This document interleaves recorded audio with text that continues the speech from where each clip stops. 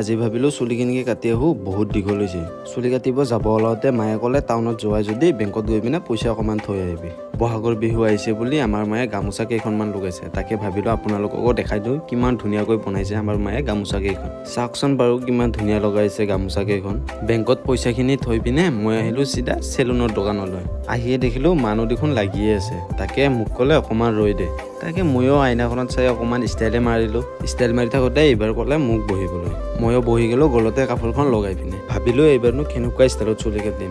এনেকৈ ভাবি থাকোঁতে চুলি কটা ল'ৰাজনে ক'লে এইবাৰ বোলে অলপ বেলেগ ষ্টাইলতে কাটি দিব। মই বোলো দে তই যি কৰি কাটি দিয়া কাটি দে। চুলি কটা হোৱাৰ পিছত আইনাত চাওঁতে দেখিলোঁ ভালেচোন লাগিছে চুলি কাটটো। মানে ইমানো ষ্টাইলত কাটিবলৈ দিয়া নাই, অলপ চিম্পুলকৈ কাটিবলৈ দিছোঁ, কাৰণ চিম্পুলকৈ কাটিলে মোক ভাল লাগে। চুলি কাটি উঠি মই আহিলোঁ চিধা ঘৰলৈকে। চুলিৰ কাটটো বাৰু ভাল লাগিছে নে আপোনালোকৰ? কমেণ্ট কৰি জনাবচোন। আজিৰ ভিডিঅ'টোত এইখিনিয়ে আছিল। আজিলৈকে বাই বাই।